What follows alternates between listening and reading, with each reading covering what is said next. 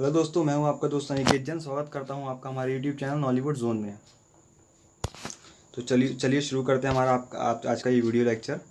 तो हमारा जो पुराना वीडियो है उसमें हम डिस्कस कर रहे थे हमारे जो कॉन्स्टिट्यूशन है उसके इंपॉर्टेंट फीचर्स। ओके, तो हमने हमारे लास्ट वीडियो में देख लिया था कि जो हमारा कॉन्स्टिट्यूशन के इंपॉर्टेंट फीचर, जैसे कि जो हमारा कॉन्स्टिट्यूशन है वो lengthiest written constitution of the world है। ओके, ये फ्लेक्सिबल भी है, रिजिड भी है। उसके अलावा हमने पार्लियामेंट्री सॉवरेनिटी और जो जुडिशियल सुप्रीमेसी से रिलेटेड कॉन्सेप्ट भी लास्ट वीडियो में देखे थे। ओके, और due process of law and procedure establish by law, इसका मतलब हमने बहुत ही इंपॉर्टेंट जो टॉपिक्स हैं वो लास्ट वीडियो में कवर किए थे। तो जिन्होंने भी अब तक वो वीडियो नहीं देखे हैं प्लीज़ जाके उन वीडियो को रेफ़र कीजिए।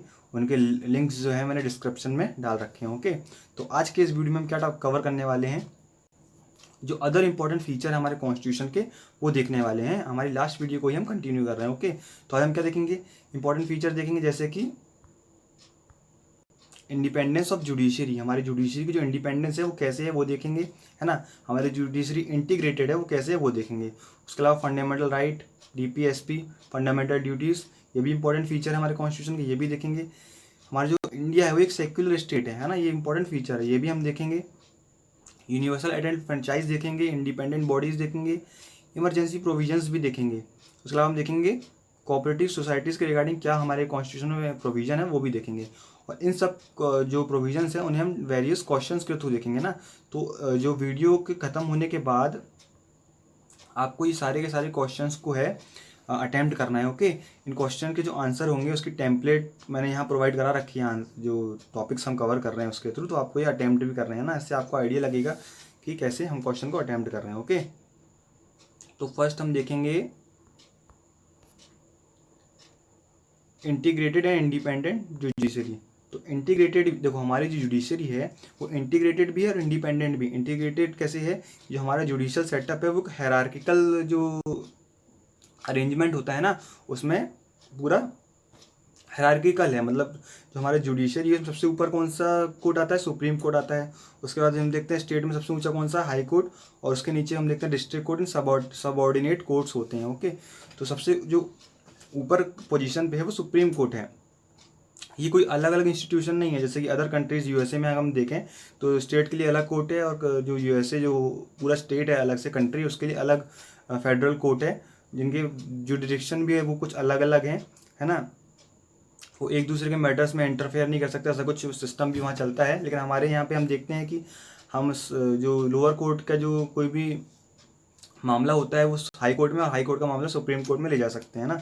तो एक इम्पॉर्टेंट फीचर है ये, हमारी जुडिशरी जो है इंटीग्रेटेड है, जिसके टॉप में हम कैसे देखते हैं, सुप्रीम कोर्ट को देखते हैं। उसके अलावा हम देखते हैं इंडिपेंडेंट जुडिशरी। इंडिपेंडेंट कैसे है कि वो अपने जो वर्क एंड फंक्शन है उसमें इंडिपेंडेंट है ना, उसमें किसी का भी इंटरफेरेंस नहीं है ना, वो फ्रीली काम करती है, अपने जो भी उसके फंक्शन है उसे फ्रीली वो करती है। कैसे करती है, क्या प्रोविजंस है जो उसके जो फंक्शंस हैं जो उसे इंडिपेंडेंट बनाते हैं, जैसे कि सिक्योरिटी ऑफ टेन्योर ऑफ जजेस। जो जजेस का टेन्योर है वो सिक्योर होता है ना। जैसा कि हम जानते हैं जो सुप्रीम कोर्ट के जजेस हम 65 की एज तक और हाई कोर्ट के जजेस 62 की एज तक काम करते हैं। उन्हें उनकी टर्म से पहले, टेन्योर से पहले उन्हें निकाला नहीं जा सकता। अगर उन्हें निकालना भी है तो वही प्रोसीजर फॉलो होगी जो हमारे प्रेसिडेंट को निकालने के लिए, जो प्रेसिडेंट को जो पद से हटाने के लिए प्रोसीजर फॉलो होती है ना, वही प्रोसीजर हम देखते हैं कि सुप्रीम कोर्ट के जज को हटाने के लिए भी प्रोसीजर फॉलो होगी, है ना। तो ये हो गया सिक्योरिटी ऑफ टेनर। उसके अलावा हम देखते हैं फिक्स्ड सर्विस कंडीशंस। जो हमारी जजेस की सर्विस कंडीशन है फिक्स होती है, जैसे कि सैलरी अलाउंस वगैरह हो गया, है ना। उनमें ऐसा भी कोई चेंजेस नहीं किया जा सकता जो कि एडवर्सली इफेक्ट करते हो उन्हें। ओके, उसके अलावा देखते हैं all expenses of the supreme court charge on the consolidated fund of India. जो उनके एक्सपेंसेस होते हैं सुप्रीम कोर्ट के, वो कहाँ चार्ज होते हैं, कंसोलिडेटेड फंड ऑफ इंडिया में। अब ये क्या है कंसोलिडेटेड फंड ऑफ इंडिया, इसे हम हमारे आगे के पार्लियामेंट जो चैप्टर पढ़ेंगे पार्लियामेंट का, उसमें ये सेपरेटली इसे डिस्कस करेंगे। ओके, तो आप अभी कंफ्यूज परेशान मत होइएगा, आप याद रखिएगा बस जो एक्सपेंसेस होते हैं वो कंसोलिडेटेड फंड ऑफ इंडिया में चार्ज होते हैं ना। उसके बाद हम देखते हैं prohibition on discussion on the conduct of जजेस इन द लेजिस्लेचर। लेजिस्लेचर में जो जजेस होते हैं उनका कंडक्ट हम डिस्कस नहीं कर सकते हैं। उसके अलावा ban on practice after retirement. जजेस रिटायरमेंट के बाद प्रैक्टिस नहीं कर सकते हैं। Power to punish for its contempt vested in the supreme court. Supreme court होता है वो अपने कंटेम्प्ट के लिए, अपनी अवहेलना के लिए पनिश कर सकता है। हम देखते हैं कि high court and lower courts जो होते हैं उन्हें भी ऐसी पावर्स मिली हुई हैं कि वो अपने कंटेम्प्ट के लिए पनिश कर सकते हैं। Separation of judiciary from executive, okay. तो हमारा जो DPSP है आर्टिकल 50 वो भी यही बात करता है, separation of judiciary from executive. तो ये सारे प्रोविजंस है जो कि इंश्योर करते हैं इंडिपेंडेंस ऑफ जुडिशरी, है ना। तो अगर आपको कहीं लिखने आ जाए तो आपको ऐसे कैसे पॉइंट मेंशन करने हैं ना। तो ये हो गया इंडिपेंडेंस इंटीग्रेटेड जुडिशरी। नेक्स्ट है फंडामेंटल राइट्स। फंडामेंटल राइट्स बहुत इंपॉर्टेंट फीचर है हमारे कॉन्स्टिट्यूशन का। हम देखते हैं जो फंडामेंटल राइट्स के बारे में अगर आपको लिखना हो तो ये जो टेम्पलेट है ये काफ़ी अच्छी है, इसे आप लिख सकते हैं ना।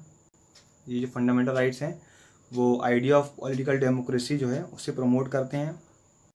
उसके अलावा देखते हैं ये जो फंडामेंटल राइट्स हैं वो लिमिटेशन लगाते हैं कि इसमें एग्जीक्यूटिव जो लेजिस्लेटिव होता है उसका आर्बिट्ररी लॉज एंड एक्शंस जो होते हैं उसमें वो लिमिटेशन फॉर्म करते हैं, है ना। उसके अलावा हम देखते हैं जो फंडामेंटल राइट्स हैं वो एनफोर्सेबल है और इन्हें एनफोर्स करने के लिए हम सुप्रीम कोर्ट तक जा सकते हैं डायरेक्टली, ओके। हम देखते हैं supreme court under article 32 writs भी इशू कर सकता है, ओके। जैसे कि हैबियस कॉर्पस, मैंडेमेंट, सर्टियोरी, कुछ रिट्स हैं जो कि हम सेपरेटली आर्टिकल 32 को जब डिस्कस करेंगे फंडामेंटल राइट्स के चैप्टर में तो उसे अच्छे से डिस्कस करेंगे, ओके।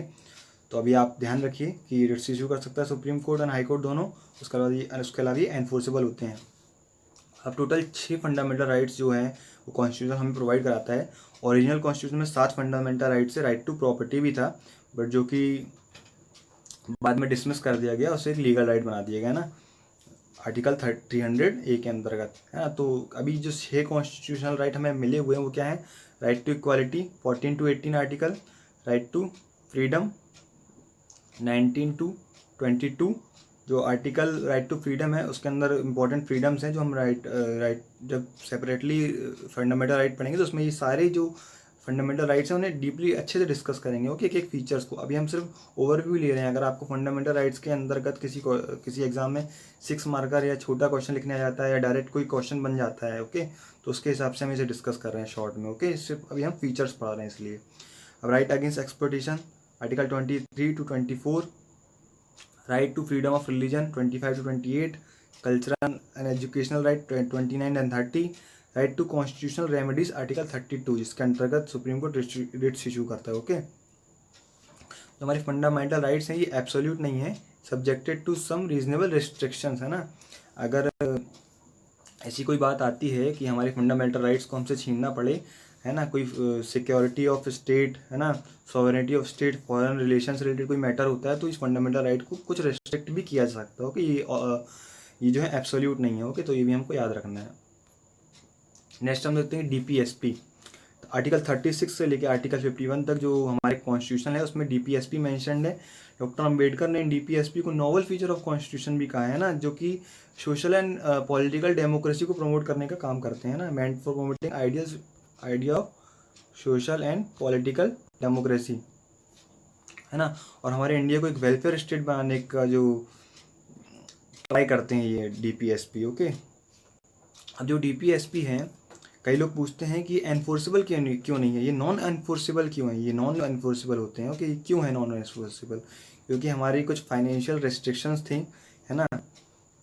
फाइनेंशियल रिसोर्सेज उतने ज़्यादा, हम आज़ादी के टाइम हमारे पास उतने ज़्यादा फाइनेंशियल रिसोर्सेज नहीं थे कि सारे के सारे फंडामेंटल राइट्स को जो हम प्रोवाइड करा सकें हर एक व्यक्ति को।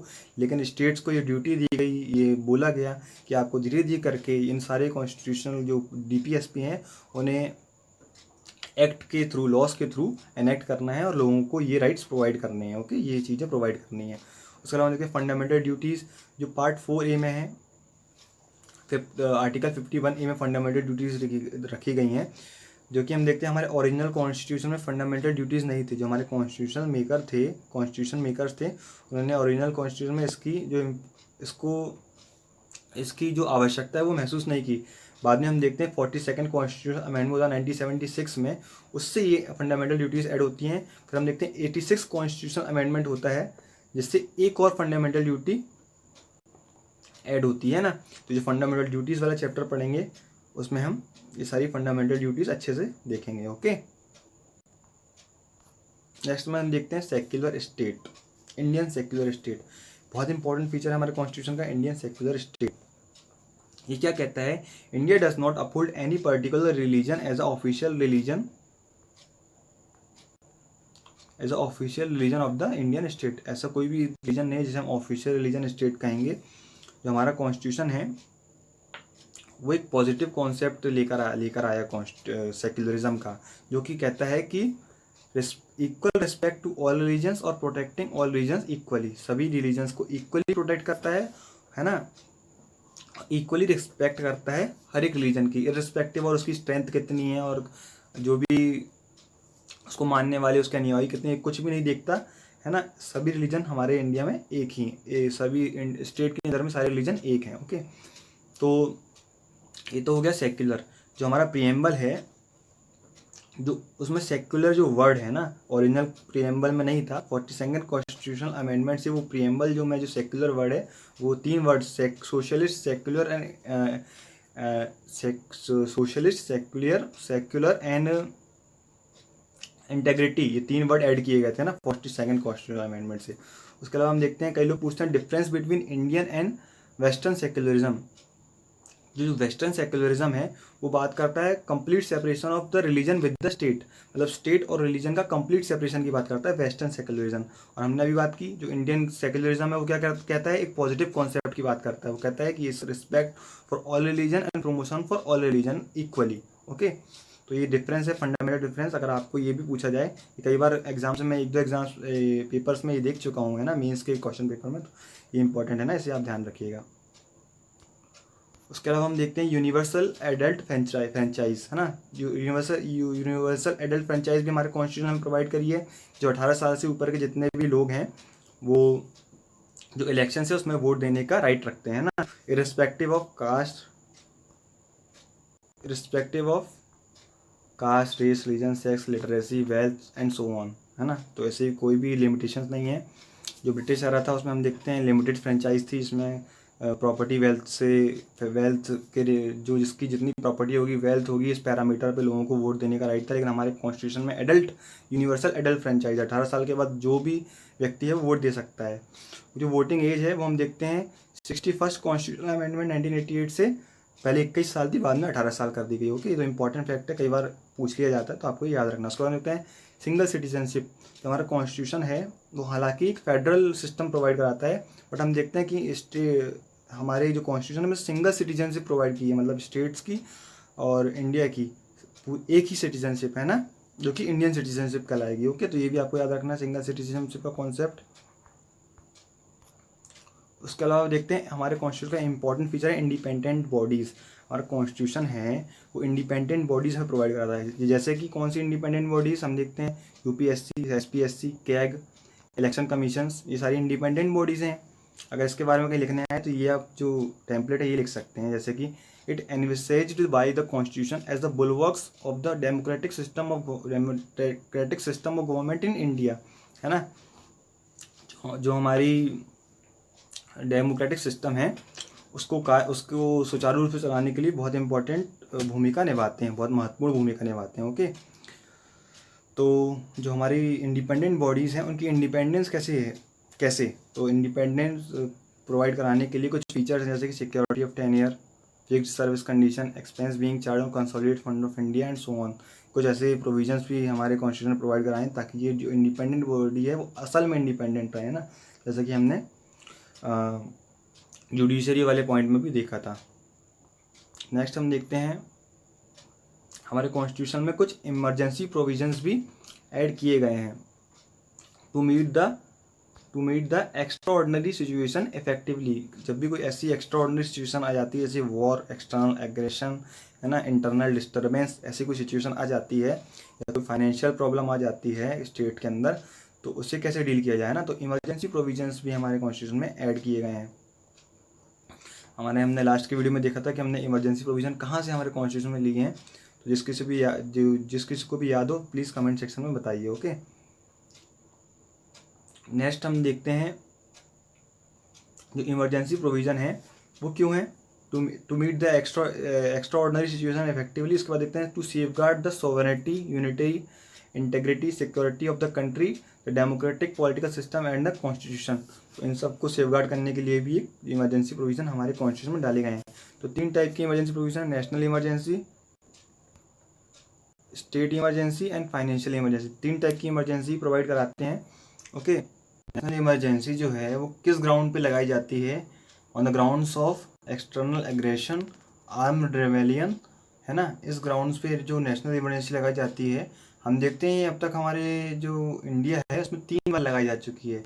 एक तो हम देखते हैं जो 1962 का इंडिया चाइना वॉर था तब लगाई गई थी, 1972 का इंडिया पाकिस्तान वॉर के टाइम लगाई गई थी। उसके अलावा हम देखते हैं जो 1975 में इंदिरा गांधी गवर्नमेंट है वो हमारे इंडिया में नेशनल इमरजेंसी लगाती है ना। तो इम्पोर्टेंट फैक्ट है, इसे आपको याद रखना है। उसका हम देखते हैं स्टेट इमरजेंसी, जिसे हम प्रेसिडेंट रूल के नाम से भी जानते हैं, वो कब लगाई जाती है? Grounds of failure of constitution machinery in the states, है ना। स्टेट्स में कॉन्स्टिट्यूशन मशीनरी जब फेल हो जाती है तब लगाई जाती है, जो कि आर्टिकल 365 हमको बताता है।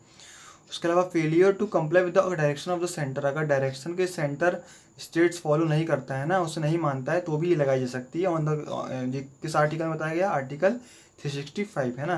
तो ये हम देखते हैं कि जो स्टेट इमरजेंसी अब तक सैकड़ों बार हमारे इंडिया में लगाई जा चुकी है ना। और हम देखते हैं इसका कई बार मिसयूज़ भी हमें देखने को मिलता है।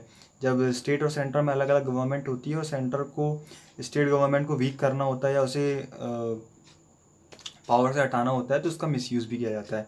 और तीसरा है फाइनेंशियल इमरजेंसी, जो कि बताई गई है आर्टिकल 360 के अंतर्गत, है ना। On the ground of threat to financial stability of credit of India, है ना। इस ग्राउंड्स पे लगाई जाती है, जो अब तक हमारे इंडिया में आज तक कभी भी देखने नहीं मिली है ना।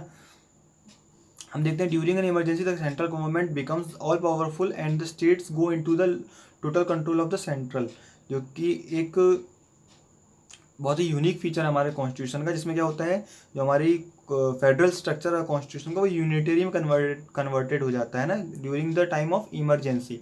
तो बहुत ही इंपॉर्टेंट और यूनिक फीचर है हमारे कॉन्स्टिट्यूशन का, तो आपको याद रखना है, ये इंपॉर्टेंट फैक्ट है जो कि प्रीलिम्स में भी पूछा जा सकता है। और कॉन्स्टिट्यूशनल इमरजेंसी के बारे में आपसे पूछा जाए, इमरजेंसी प्रोविजंस के बारे में, तो ये जो टेम्पलेट है ये पूरा का पूरा आंसर है, जो इसके बारे में आप डिस्कस कर सकते हैं। ओके, तो नेक्स्ट हम देखेंगे 3 टायर गवर्नमेंट।